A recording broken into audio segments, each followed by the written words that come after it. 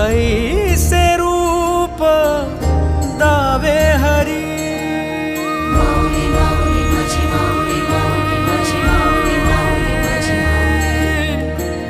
ठेविले चरण दोन्ही विटेवरी, ऐसे रूप दावी माझा हरी।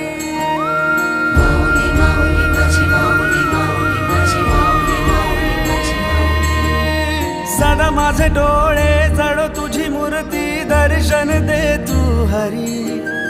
मिटून हे डोळे दिसतो का तू राया अंतरी।